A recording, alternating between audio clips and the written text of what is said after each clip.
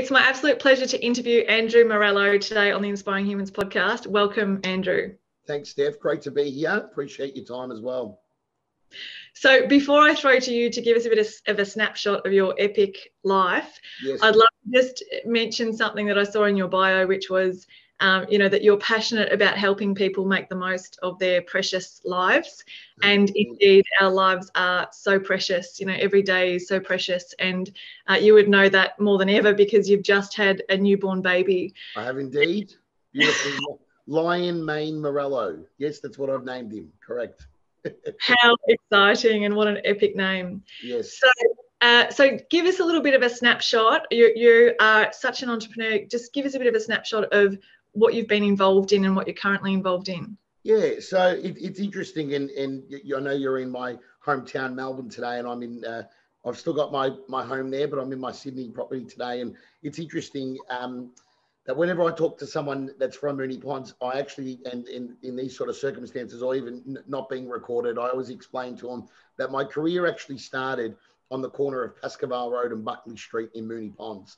And for a lot of people that aren't, I'm sure people listen to this globally. I know of the amazing works you've done internationally. And so they're probably thinking, I don't know what Moonee Ponds is. I don't know what that means. But it was an interesting and colourful place when I grew up there. It's a lot more gentrified now, and the median house prices are $1.5 to $2 million. But when I was growing up there, it wasn't the cool AFL footballer hangout place that it is now. So once upon a time, I was 8, 9, 10, 11, 12, 13 years old on the corner of Pascoval Road and Buckley Street, Moonee Ponds, starting my business career at my father's service station. And for those who are listening that are old enough to remember Amico, my father was an Amico once upon a time in 1971, when they first opened up, and then became a BP when Amico was bought out by British Petroleum. And everything I learned there, Steph, I have then, taken those core values, those core ethics, those core missions and visions, and I've then implemented it into every business I've ever had. My father certainly was a hard taskmaster, but it was very rewarding in the medium to long term, because obviously it set a really good pace for the rest of my life. And being 8, 9, 10, 11, 12, 13 years old during your school holidays, doing a 6, 7 a.m. start till a 10 o'clock at night finish, and thinking that it was child labor for $5 a day, it paid off in the long run, because I took that, started my first sort of entrepreneurial feel, which was I got a government grant when I was 14, 15 years old from the local council, Moonee Valley Council, and they funded me into running youth events, drug and alcohol-free youth events, which was great. And then at 18, moved into the property sector with what's now called Jealous Craig, which is one of your local agencies. And then off the back of that, was very, very lucky to, out of 10,000 people, then to be selected top 100 in Victoria, top 100 in Australia, top 12 onto the Apprentice television show with Mark Bouris that's just been re-released now with Alan Sugar from the UK. So speaking to a lot of people, I'm getting picked up for all these little interesting events now, Apprentice Challenge events. They're wheeling in the first ever Apprentice, and then won that, and then hence ended up with Mark Bouris with the Yellow Brick Road business for the last 10 years. Still a shareholder in that, still do some advisory there with some of those branches, opened up 135 stores nationally, internationally. And then bought shares in a company called the Entourage. I was one of their first investors 11 years ago with Jack Delosa, another amazing human being. And now, Jack and I are very, very lucky. We travel around Australia currently. We were doing international. I think we're going to do New Zealand shortly, though, speaking to amazing entrepreneurs and business owners about our Accelerate and Elevate program, taking them to the next level so they can go from 6 figures to 7 figures, and 7 figures to 8 figures and beyond. I've tried to do it as in short of a snapshot as possible. There's been a lot of amazing, good, bad, and ugly things in between. And I've appreciated all of those trials and tribulations as well, because they've made me who I am at 35 today. Amazing. Yeah, thanks. That was a great snapshot. And I remember seeing you ages ago at an event, and just you were very personable, and it's very easy, I think, for people to relate to you. You're very much about people, and you've got a great attitude and positive vibe. So what do you think has obviously all of the things that you've done, but where do you think those values were instilled? Was it your father's business, or how did you? I actually think it was my mother. I think stinks. So my mother had a very tough life, Steph, and I know you've done work with some amazing women nationally and internationally. So I know you've got a big passion for, supporting, the independence of women and empowering them and empowering great feminine energy. And I'm a big supporter of feminine energy. One would argue from the life coaches and business coaches and advisors I've worked with in that spiritual space, would argue that I'm a masculine feminine energy, which I didn't take it as a compliment when they first told me, but then I got taught exactly what that meant, which is a major positive in this way of life. And that's obviously come from being around matriarchal women. So I was very, very lucky to be around my mother. She sadly passed away last year during COVID. So when COVID happened, my mother passed away and I had a baby all in 12 months. So it's been quite a 12 months and a lot of challenging moments. And we had our first Mother's Day without my mother, but my sister, who has now taken over that matriarchal role in my subconscious and conscious, and certainly within my family nucleus. She's the general manager of the Jellis Craig Foundation, raised over $4 million for charity all around the world. So the reality is that I was very, very lucky. Grew up with this matriarchal mother, difficult childhood. Came on a boat in 1956 from Italy to Port Melbourne Pier, moved out to Beveridge. So if you're not from Australia or you're not from Victoria, you can Google Beveridge. It's far. It's very far. So out in a very remote area, worked on a farm back then. What the Italians would do is rich Italians would sponsor you out and you would have to work on a farm during the day to pay them back. And then you could work at night in a factory, manufacturing, so you could make enough money so you could buy your own piece of land and then have a farm. There was no Centrelink, there was no government assistance, there was no public housing. It was like you either did it or you didn't or you died. And it bred magnificence. Like, I totally, we live in the greatest country in the world, the land of opportunity, Australia. I'm a big supporter of our refugee program. I'm a big supporter of our migrant program. I'm a big believer in helping people, but at the same time, I believe in a hand up, not a hand out. And my mother really embodied that. And she was probably one of the most, if not, I suppose I'm allowed to say this, the most amazing woman I ever knew. And she went through all this tough period. Her mother died when she was 7. She had the evil stepmother come out from Italy, for the rest of her life. Her father died building VFL Stadium. So for those who are AFL fans, before AFL, there was VFL. It was a stadium in Mount Waverley in Victoria. And my grandfather got buried alive building VFL Stadium. He got in a mudslide. So very dramatic life. Meets my father, also came on a boat in the 1950s from Sicily in Italy. He knight in shining armor, was just an absolute gentleman, a wonderful father, a wonderful husband, and they were madly and deeply in love for 50 years until she passed away last year from dementia. Yeah. So that's where I get it from. It's definitely my mother. My father was a great role model around work ethic, but my father, which I'm sure if there's any Europeans watching, he's not like, it's weird watching him say to his grandson, "I love you," because I didn't quite get my dad's love language. For those who don't know love languages, that's your homework off the back of this. My dad's love language is act of service. So he worked 6-7 days a week, 20-hour days, so we could have a better future. Sent us to, good schools and never gave us any money, but told us we could do anything.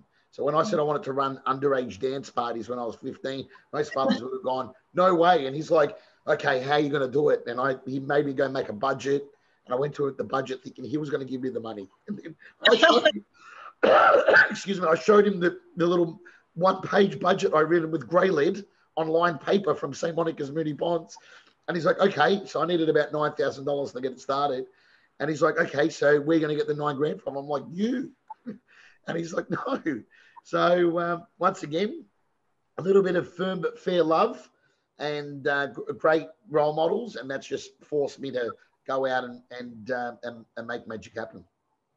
That's awesome. And there's, a hand up, not a hand out. That is such an important philosophy, I think, in parenting or in helping, people that, everyone wants to make a difference and help other people, I think. And just, how to go about that is really important, I think, because I've, in my career as well, seen it going pear-shaped a lot, where you can, if you're not honoring the ability in the people that you're trying to help. You're not really doing them a service. So, and I love your homework, the 5 love languages online.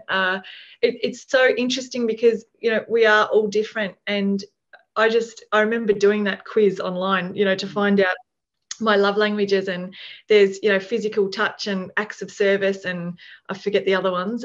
Words of affirmation. Words of affirmation. Yeah, I read the book literally, ironically, and I should thank one of my ex-partners for this. So I read the book 10 years ago. She pulled it out. She's like, "You need to read this," and I was like, "Okay." And she said it in quite a forceful way. What I've learned in life, coming from a matriarchal family, is if the woman says to do something, you do it. So my mum said I had to do something, I did it. So when I have obviously had my partners over the years, I've always listened to what they told me to do, and it was great. It's certainly helped me, not just in romantic relationships. I want to make it clear to people that it's not about that. It's understanding how people actually relate. So the irony is, it's quite similar to like a DISC profile, like a personality test. And a lot of people will do that in business, but they won't do it in their personal lives. So I'm like, well, okay, well, then we should have something that we can understand our partners. And just because your dad, and then intergenerational, healing. Like there's a whole bunch of people that are just angry at their mum and dad because their dad didn't know how to say I love you. And I'm like, and I was one of those people, right? And I've spent a lot of time, money, energy, effort on shamans and priests and coaches and life, and I don't even ask. It's a long story, but I have a rabbi. I'm not even Jewish, but I have a rabbi. I live in the Jewish centre of Sydney, which is Rose Bay and Bellevue Hill and Dover Heights, and I do volunteer work with Jewish Care Australia, and I speak at the Israeli Chamber of Commerce events with Malcolm Turnbull and a few of the other non-Jewish speakers. And so, the reality is, it's like I've gone and spent the time, energy, and effort getting the healing. But that book and the online quiz, if you want to do the quick version, to understand it, then was very enlightening for me. Like, I realized at that point, I don't need my dad to say I love you. And it's funny, he said an interesting comment the other day, which I think is like a little bit of truth in every backhanded comment that people make, right? And he's like, "Just so you know, I love him more than you now." And I was like, you know what? That's fine. I don't mind. As long as you're loving somebody, and obviously off the back of mum passing, he's got two grandchildren that are a bit older now, that are at Loretto Mandeville in Melbourne. My nieces, number 2 rower in Australia. So you've got plenty to be proud of there. And then you've got my sister, and I had a baby at the same time. So it's Luna Willow and Lion Mane. And they're going to be 4 cousins. They're going to be going out partying around the world together. People aren't going to believe that it's their real names, but they are. That's awesome. Yeah, they're going to think they're just making them up. But... Correct. Oh, that's funny. Yeah, well, I think, the beauty about the understanding, each other and ourselves as humans is, this human experience is so interesting and fascinating. And there's a lot of talk, online in the spiritual communities and outside of them about letting go of the crap, the conditioning that we've had stuck on us from the past that influences our behavior if we're not aware of it, but bringing that into our awareness and kind of going, wow, that's not me, that's actually not my true nature, which is love, bliss and joy and happiness. It's just stuff that's happened. That's so I think the love languages or tools like that allow us to bring the best out in others as well, in understanding them. And that's what it's about. Like, how can we draw the best out in everyone that is around us, including ourselves, by just just almost kind of just I'm a truth seeker, so I've always wanted to know, understand the world, understand myself, why have you read The 4 Agreements by Don Miguel Ruiz? It's a great... that's everyone else's other bit of homework. The 4 Agreements by Don Miguel Ruiz is just, I think I also read that. I think that was also a different ex-girlfriend that put me onto that one. But at least the quality of women that have been around me my whole life. Actually, it's one of them actually worked it out. She said, the challenge you've got is you've had an amazing mother, then an amazing sister, and I've got an amazing sister-in-law as well, right? So like, you look at these Morello women, You know, my sister-in-law helps run the Jealous Craig business. She's a superstar. Like when I when I met her years ago, I met her at the same time with my brother. I actually kind of introduced her to my brother, ironically. We were all at a party and I met her and her twin sister, and I'm like, they're like, oh, you're great. If only you were 10 years older. And I'm like, wait 1 second. And I ran outside and I bring my brother back in. I said, this is me in 10 years' time. That's how my brother met his wife. 12 months later, married, engaged, married, moved in, pregnant. So like, I was like, you know, I was like, wow, I did that. 20 years later, still married, beautiful woman. And one of, one of my past partners, she actually said it's actually a challenge for you because you've been surrounded by such amazing women that to find someone who's going to, you know, inspire you enough to want to be great. And it was great, but at the same time, I also knew the pressure that put on my partners at the time, which was very, very sad because I didn't feel that way. Like obviously, if I, was in a life partnership with somebody, I loved them for them. It was never about, okay, I didn't have some subconscious psychoanalysis going on trying to replace my mother with that person. But often they felt that pressure. They're like, you know, to the point where one actually said to me once, it's too hard to be a Morello. And I'm like, what does that mean? And she's like, well, your sister's doing this and your mum's doing this and your sister-in-law's doing this. And I said, but nobody expects you to do that. That's the pressure that, you know, and you work a lot with women globally. It's the pressure that women put on themselves. I think men don't have the bandwidth to worry about that sort of stuff. It's like they're so busy being like, this is the one thing I need to do right now. They're so compartmentalized that they don't think, and which is a benefit sometimes. Like I think, you know, ignorance is bliss sometimes. You look at some of the great things men have done, and I look at them and they've got terrible family lives, terrible personal lives, but then they're great in business.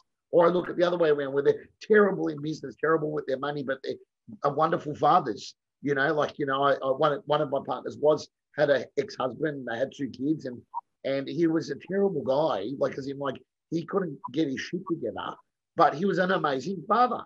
And I said to her, like, it should always whinge and complain about, you know, how bad he was. And I said, well, maybe he's not bad. Maybe his job in life is just to be a great father so then your son and daughter can go and have a great life. Like maybe he was never supposed to be a good husband or a great businessman or be able to provide for you financially. Like maybe that wasn't his calling in the universal nature that's going on.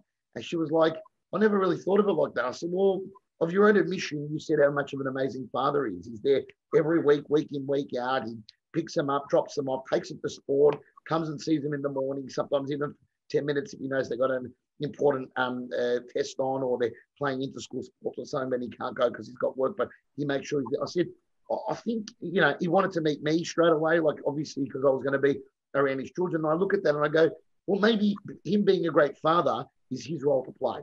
You know, there's a lot of great businessmen out there that are terrible fathers. Remember that. There's a lot of, not that I'm religious anymore, but I grew up going to church. I'm more spiritual now. And they, there's a lot of bad people that go to church on Sunday. You know, people go, oh, but he goes to church every Sunday. And I'm like, well, that doesn't mean it makes you a good Christian or a good human being. Like you could be partying all weekend, including your Sundays, but during the week, you change people's lives. I said, I don't think God or the universe or Allah or Buddha or is up there watching you and going, you need to do this X, Y, Z. I think it's in general, you need to be a good person and try and change people's lives every day. Yeah. Wow, there's a lot in what you just said, and I'm trying to remember the different points. The first one, trying to disseminate it all. First one I said was that men are dumb and women are smart. That was the first thing I said.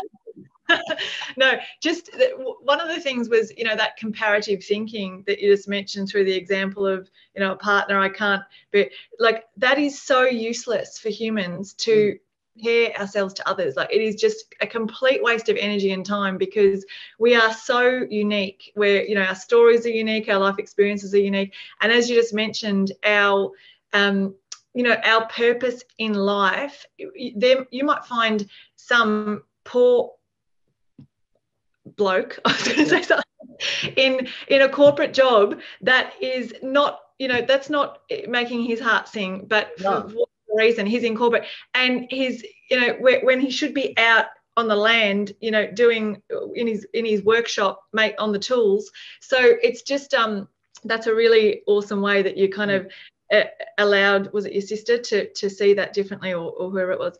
No, it wasn't my sister. Just make that clear. It wasn't my sister. It was somebody else. It was a past partner. My sister will probably watch this. This will be right up her alley. So it wasn't my sister. She's got a great husband. He's a good all-rounder. He's a good UK boy. But it was, look, the past partner will probably watch this as well at some point if I post it on my social. So, you know, I'll probably cop it from somebody, but that's okay. It is what it is. But it was a reality, and it's a conversation that we have to have, not with each other, but also with ourselves. Like we've all done it, and you know, we all do it at times. So it's not like, you know, but it is.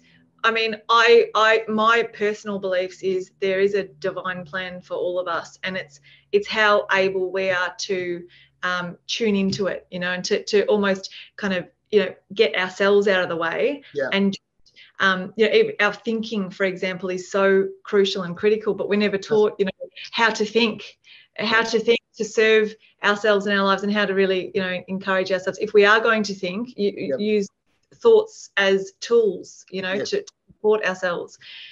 So yeah, I just think that it's interesting you say that, because it's also tuning into your divine plan, and you know, whether it's God or the universe, what they have in store for you, but then also to execute on it. So like the thing that breaks my heart is I meet some amazing people, and they tell me about all these amazing things they're doing. And then I see them like at a, you know, they might have been at the, you know, I speak at the Luminosity Youth Summit every year in Port Macquarie. You know, I've been doing it the last 10, next year's the 10-year anniversary, the last 9 years. And there's amazing people I meet that come along to that. And they're all about changing the face of youth in Australia, you know, making sure kids don't dry ice, and making sure this happens, making sure that happens. And then what happens is they get caught up in the bullshit, and they get in their own way, as you mentioned before. And the sad thing is that I see them like 3 years later, I'm like, oh my God, how's that project going? Like, you know, tell me about it. And they're like, yeah, it didn't work out because we couldn't get it off the ground, or we couldn't get funding, and I'm like, well, sometimes I think you were like, I feel like saying to them, well, I felt like you were kind of convoluting it. Like, you know, sometimes it's like, okay, my purpose is to help young people for the sake of the conversation. So why don't I just start with my local school? You know, why don't I go and volunteer and do something there, and see if I can, you know, any fringe kids I can, you know, offer some mentorship for, right? So great, do that. And then if you've got time, or somebody really likes what you're doing, or you've got the nous or the means financially or energetically to do it, then try a second school, then a third school, and then maybe try the state, and then maybe try starting a national program. But like, what happens is people get this vision or this, you know, divine plan, and then I say to them, but like, maybe the divine plan was to change one person's life, you know, and if you change, like this father, being a good father, he's changing 2 people's lives. Now, it's a compounding effect. You change 2 people's lives, they change 2 each. Now we got 6 people. Then they change 2 each, whatever it might be, and then all of a sudden we got 12. 12 turns to 24. 24 turns to 50. You know, so I think execution is important.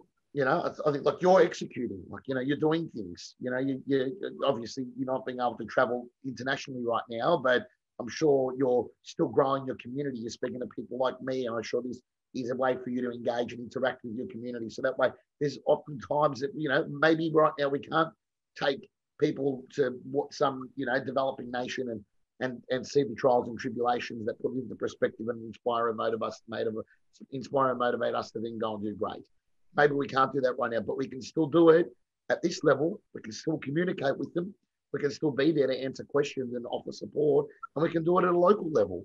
You know, I think that's what last year taught us, right? Like, I was stuck in Melbourne, you were too, and my mum was passing away, and I could have chosen to just hide from the world, but like, I thought, I'll get on Zoom, I'll talk to our entrepreneurial community, I was doing one of these pretty much every day while my mum was dying. Like, so you would think that I could sit there and go, well, my mum's dying, it's a good enough excuse to just throw my hands up in the air and give up on everything.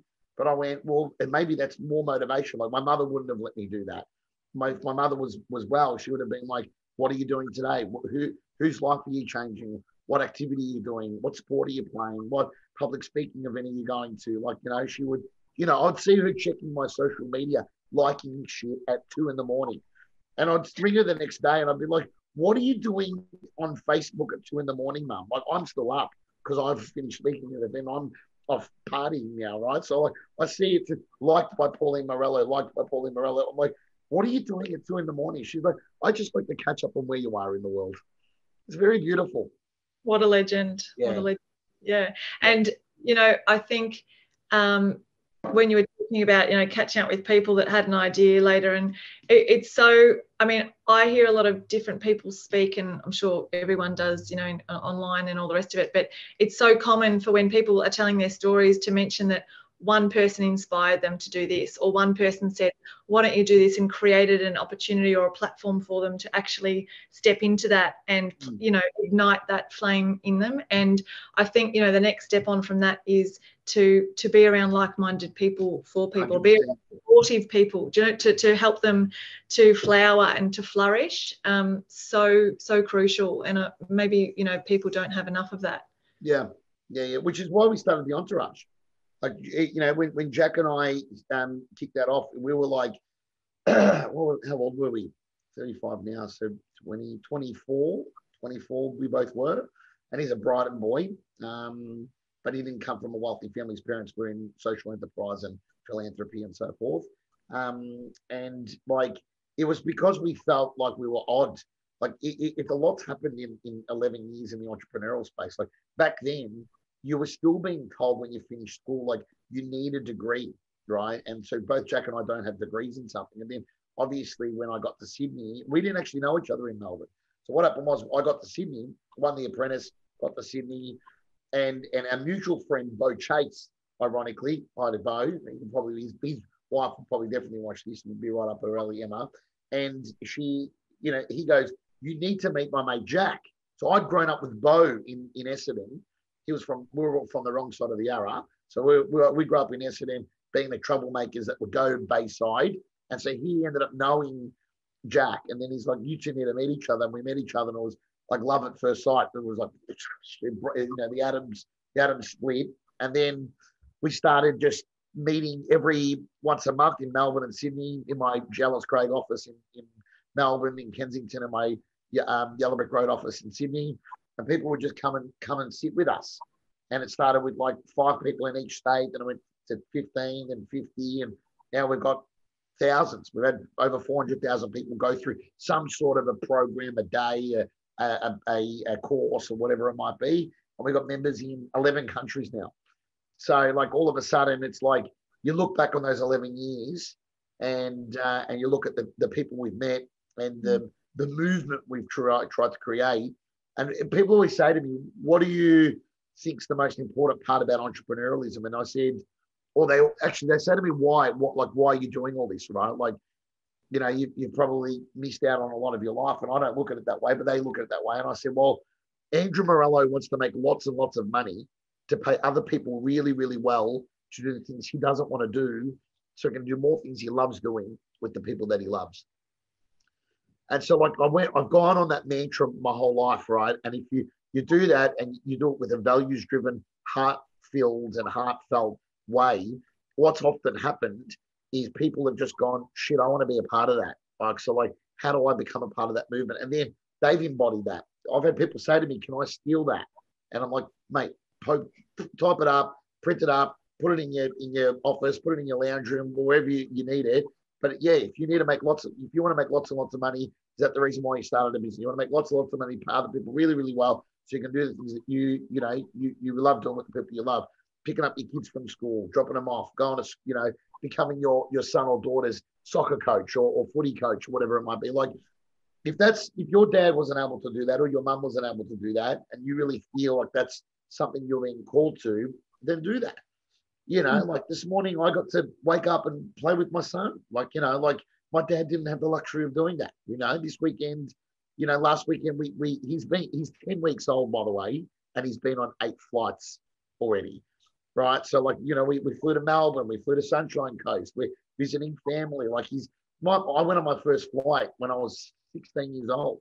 on my own to go to Queensland to get my license.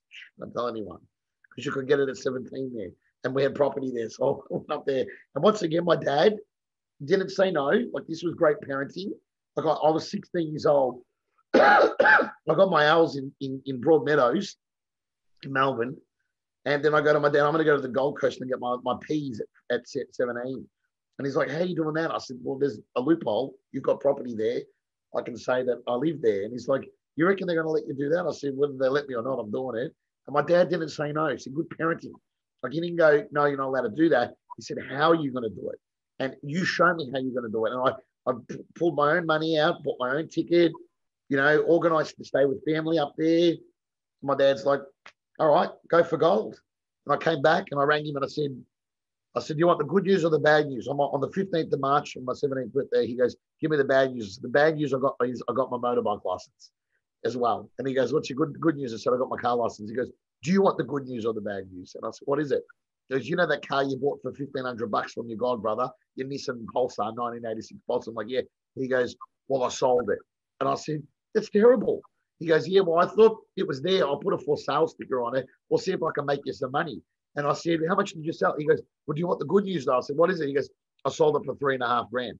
He goes, you made $2,000 on your first car. He goes, no, most people lose money on cars. You've just made money. And I said, that's pretty good. And then we went and bought another car the following week. So that's my father. He taught me good, solid, salt of the earth, foundational shit that, Yeah. some dads don't do, right? So, and outside the square as well, which I think, I'm not sure about you, but there is such a lack of that today. I think, that critical thinking and that questioning and that kind of, that's why I love Ireland. Ireland is my favorite country in the world, and I'm hoping, praying to God that it hasn't changed, because I think countries are changing a lot during the last 12 period. But that's why, like, I felt my feeling every time I lived in Ireland a few times as well, during the last kind of decade, but I loved that human approach. And it was like, even the authorities, if it made more sense, if it was more human for someone to break the rules, they'd be like, yeah, like they'd have that sense of mischief in them, and you'd be able to question and I always call my driving entrepreneurial driving, because I'm always thinking outside the square on the road. There we go. Well, it sounds a lot like Italy as well. Italy is the same. Like if everyone's all right and no one got hurt, it's like, there's a saying, they say equal qua. It is what it is. Don't worry about it. I've seen guys in Italy hit each other's car, and they get out of the car, they're like, and then they just drive off. I'm like, all right, mate, you don't get that in Australia. I remember one day, I think I was parking and I just literally just touched someone like that. The guy got out, he lost his shit, he's yelling. I'm like, mate, first of all, nothing's wrong. Second of all, it's a car. Third of all, we're human beings. Like, I'm like, what are you freaking out about? I said, mate, if you want, like, go get it fixed, invoice me, done. Like, here's my business card, send it to me on email. Like I said, I just don't want your negative energy. Like, whatever the amount is not going to be worth you ruining my Sunday. Like, I was on the way to a luncheon, and I was like, just don't ruin my day. And I actually said to him, and this was true, I said, mate, I'm actually saddened that this has upset you so much, because I'm like, if this has upset you so much, God forbid, when something bad really happens in your life, you're going to go over the edge. I said, you really need to go work on that. Anyway, ironically, I never heard from him again. He didn't invoice me. So there was no damage. Knowing him, the guy that I met that day, he probably went and got it looked at by a panel beater. The panel beater's probably gone, like, what do you want me to do here? Like, the panel beater was probably gone, did he take a photo of it? I'm like, yeah, he did. Because I took a photo of it. I'm like, man, there's nothing there. And the panel beater's probably gone to me, oh, there's nothing to fix. Like, I literally just touched him like that. And it was like the end of the world that happened. Yeah. So yeah.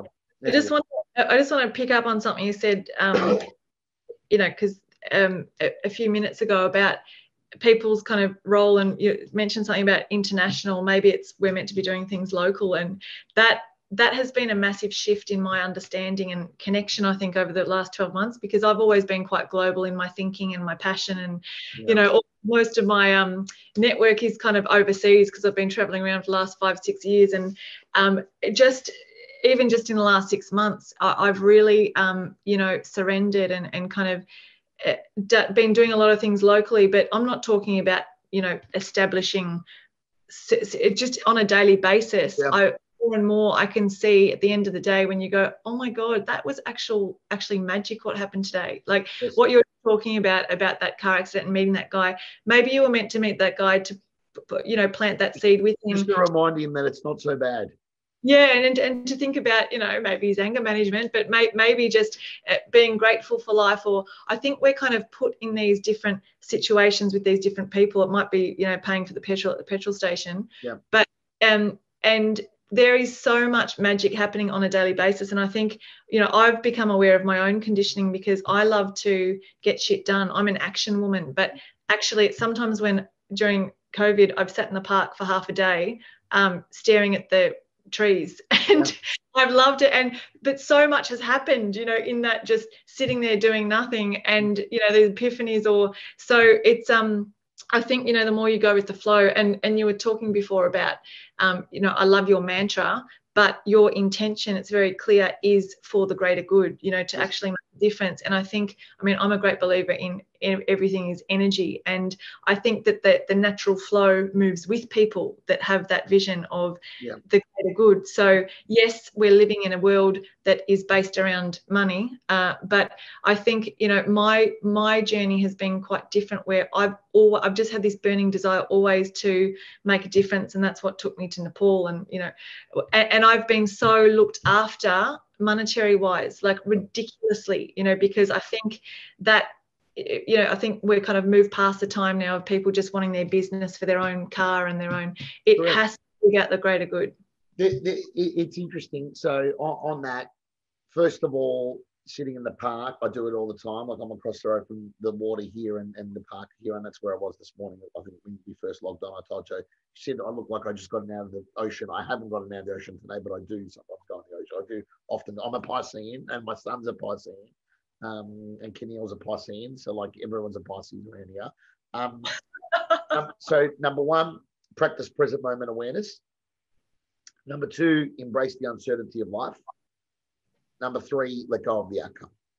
So like, and then let's call it number four off the back of that, as I think you're alluding to the word, there's like an element of living your life in abundance, right? So like, you're right, and look, I'm not going to lie. I have a lot of mortgages. Like I'm in high growth phase right now. I've invested into a lot of property and businesses and different things, and so I still do need to get up and produce magic each day, right? And now I've got the mother of my son and also my son to provide for, and even though Keneal and my son are very much like me. Like, I've been to Burning Man. I've done the Kokoda Trail in Papua New Guinea, summit of Mount Kinabalu. Like, I'm happy to sleep on the floor. As long as there's like a little piece of floor for me, I can do it. When I go to Cambodia with the orphanages, I sleep often at the orphanage, not with the kids because of the rules that you're there, but often they'll give me like a classroom and I'll turn that into like a little bit of a sleeping quarters for everyone. So I've done that before. I sit on the board for Seed Foundation Australia for Indigenous Education. I've been up to these remote areas up in Townsville and Palm Island and things and places like that. And like, you're right, practice present moment awareness, embrace the uncertainty of life, let go of the outcome, and the law of abundance will come. The law of reciprocation. Like I think as long as your intentions are good. But what I will say, not to end it on a negative on that point, but there are a lot of people that still have not found any level of enlightenment. Like it's very, very, it breaks my heart to the point where, like some people, all that matters is the car they drive. All that matters is the clothes they wear. All that matters is the house they're in.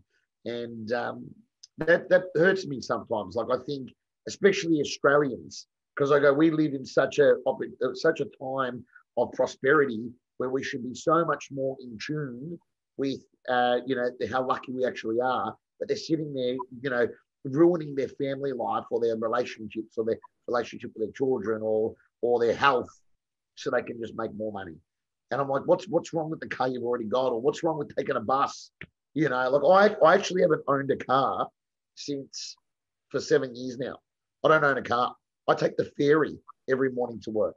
And like someone at work did say to me once, like, you know, like not every morning, the mornings I go in, and someone actually said, they're like, you catch the ferry? And I'm like, yeah, sometimes I even catch the bus, you know, and they're like, really? And I'm like, yeah, I meditate, I read, I'm alone, I don't take phone calls because I feel like I don't want to be one of those rude people that it's like, yeah, 40 million Deutschmarks, let's sell them. Like, you know, I don't want to be one of those annoying people on public transport. So I sit on the ferry from Rose Bay to the CBD. It's like 14 minutes.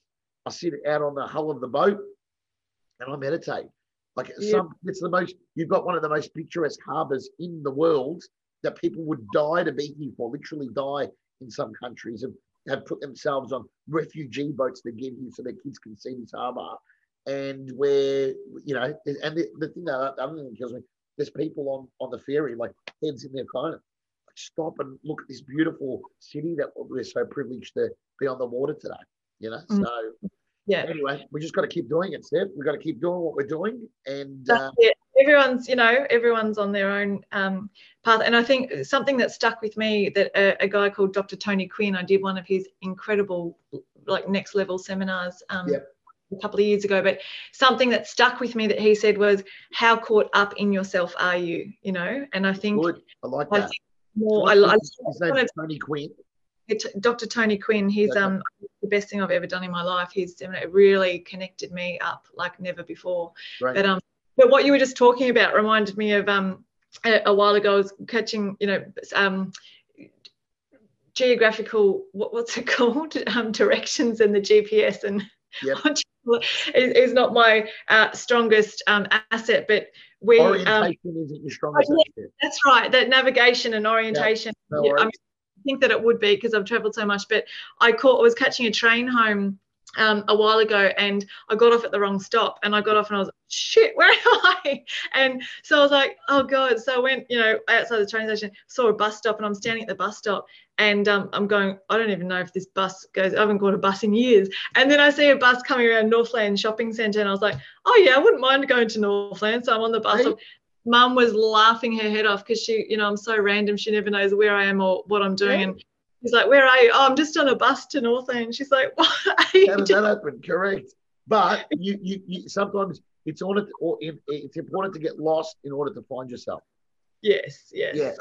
So like when I travel, generally, look, and someone did make a point. They said, now that you've got a baby, this might be different. And like they to some respects, maybe they're right. Maybe it will be. Like, I end up in the most obscure places, good, bad, and ugly. Right? I'm not going to lie. So I've ended up like in the jungle of Thailand, like getting up to mischief, like with people that are not the kind of people you want to get lost with. But I was 22, and I got back, and I got photos with these guys, and they're like, you don't go with those sort of people. And I said, but like I found like an illegal casino in the middle of the Bangkok jungle. Right? They took me to it, and I was like, how amazing is this? Like, no one gets to ever see this, right? And they're like, imagine you got raided by the military. Imagine they decided that they were just going to kidnap you. Like, and I'm like, but the difference was, you know what they did? They loved me. They were all buying me little chang beers, and they were all coming around, and I'm a big guy, so patting my tummy, because in their culture, it's like, if you're a big guy, it means you're healthy and wealthy. Like, isn't it amazing how in the Western culture we think if you're a big guy, you're fat and you're ugly, and you go to like Thailand or Cambodia or Indonesia, and they love you. Like, they come around, they're hugging you, and they all want to pat your tummy, and they think it's good luck, and you're going to bring prosperity to them. And I'm like, isn't it amazing how we have different perceptions of things in the world? And I'm like, I could live here, guys. I could definitely live here. So anyway, so imagine I'm in an illegal casino in the middle of the Bangkok jungle. Everyone's trying to win money. I look like a miniature Buddha, but only with hair. They're all coming. I was like their best friend. Nobody was going to hurt me, because they were like, this guy's going to bring us lots of luck. We need this guy. So anyway, it was good. So I've had plenty of adventures, Steph, and there's plenty more still to come. I can't wait for the day to take my son on some of those adventures. Oh, love it. So there's a few practical questions that I just want to ask you, because, in regards to your work, because you've obviously seen so many entrepreneurs or people wanting to make a go of it and pursue their ideas. So can you, for people that are listening to this and might want to start their own business, or what are some of the patterns that you've seen? What are some of the places that people fall, or what do people need at the different stages of building a business? So first of all, more is lost with indecision than wrong decision. So I'll say that again, more is lost with indecision than wrong decision. So the thing that breaks my heart is, like, we've got an event on June 8th. I'm not sure if this will be out by then, but if it is, email me and I'll send a link for people to be able to grab a ticket to. It's a digital and a live event. Live event in Sydney with 500 people, and a digital event which we had 9,000 registered for our last one. And it's a Tuesday, right? This event, and it goes all day. It goes from like 10 till 5. And if you come to the live event, there's drinks and canapes after. And if you do it digitally, obviously you can drink your own wine at home, right? To make you feel like you're a part of it. But it's like, I had someone the other day go to me. I told them, you should come to this event. Like, they're like, for the sake of it, I don't even know how much they are. I think they're like $50 a ticket we're charging, something like that. Like nothing, right? They've always wanted to start their own business. And I said, oh, you should come to the June 8 event. And he pulls out his phone and he's like, looks and he scrolls down. He's like, it's a Tuesday. And I'm like, yeah, what's your point? He's like, I've got to work. I said, wow, if you can't see that taking a day off your PAYG job, that and being surrounded by Lorna Jane, who started Lorna Jane Fitness Wear, Larry Diamond, who started Zip Pay, Jack DeLosa, who started Entourage, Andrew Morello, Yellow Brick Road, and Jealous Craig and Entourage, Ross and David Festuca, who sold Locomote for millions of dollars, Cheryl Kai from Cupcake Central. Like, if you can't see spending a day nourishing yourself and immersing yourself in business, if that's something that you really want to do, if you can't say that, foregoing a day's pay, like, even if you have to leave without pay for one day, what are you going to make?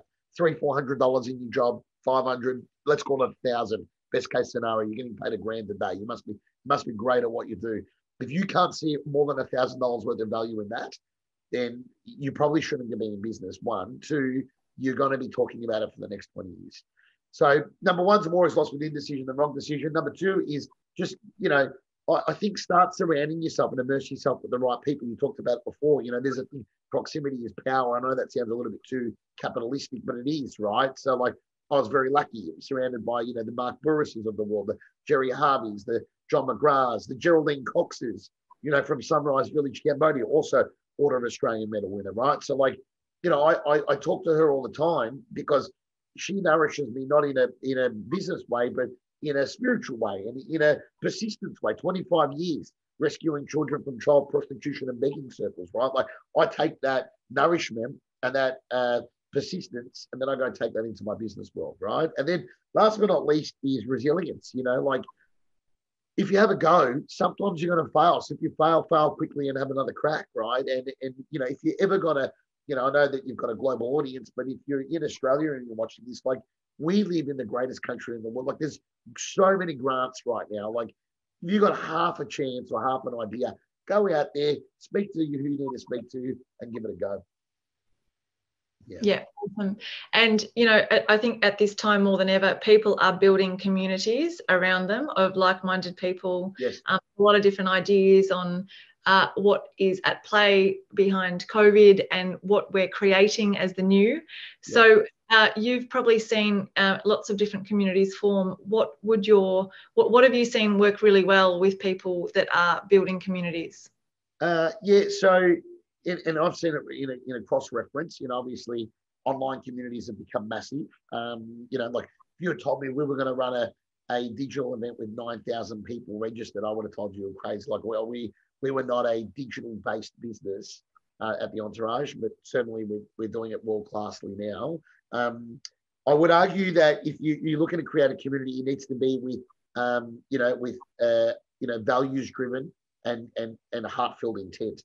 Like, I think, if you're going to build a community to monetize it straight off the bat, like, people, like, it's taken us 11 years to turn Entourage into a very successful, financially successful community.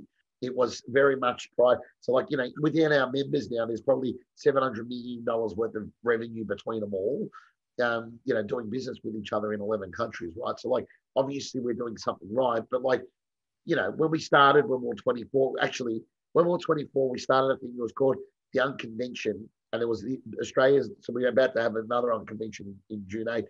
It was Australia's largest event for entrepreneurs under 30. And then what happened was, like, we started to realize we were getting older, and we're like, what happens when we turn 30? So we had to drop that off. Like, we were like, what happens when we're 30? We can't go to our own events anymore. So the reality is like we started because we wanted to give back to the entrepreneurial community, and that we believed in them.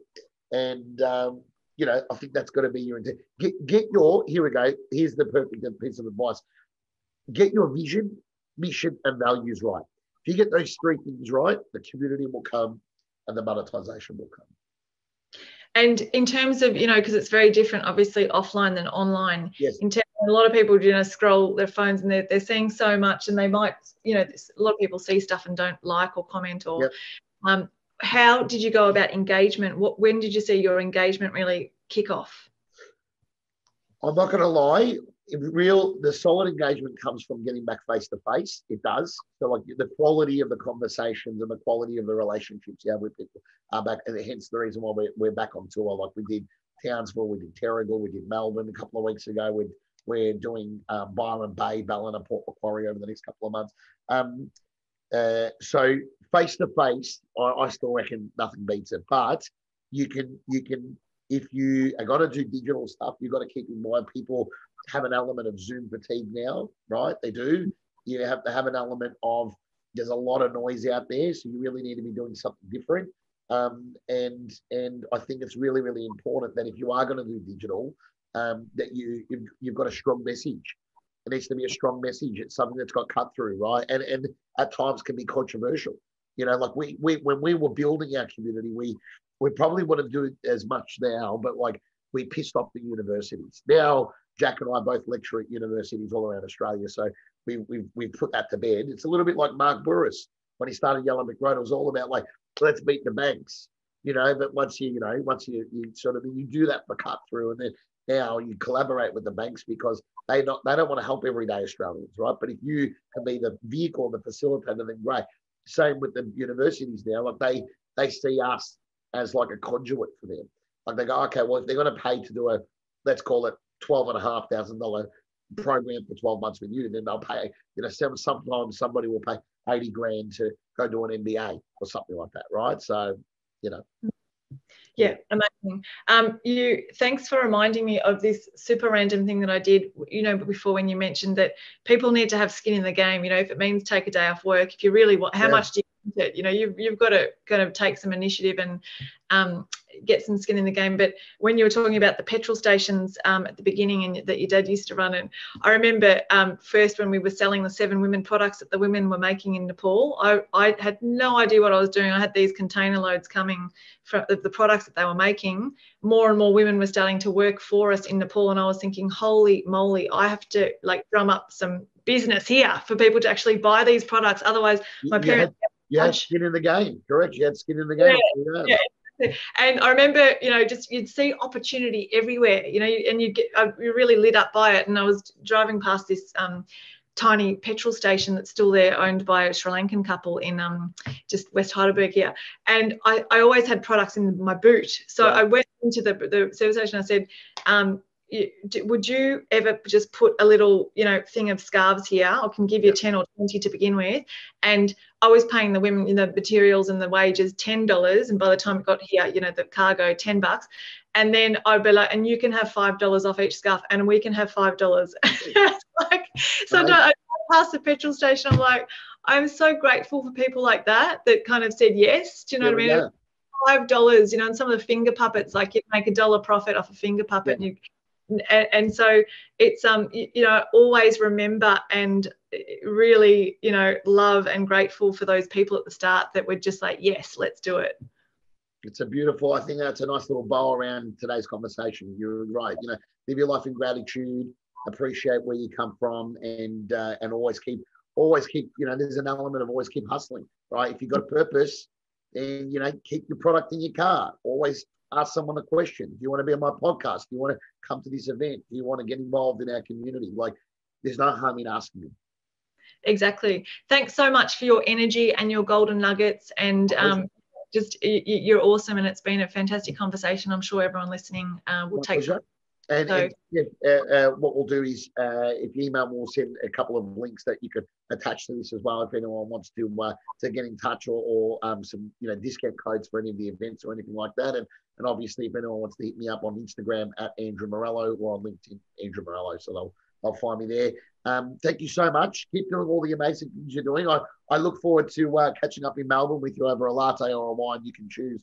I'll even come over your side. I don't know, the nicer area. So they'll actually maybe come to Moonee Ponds and see where Moonee Ponds is now. So what it's like now. So there we go.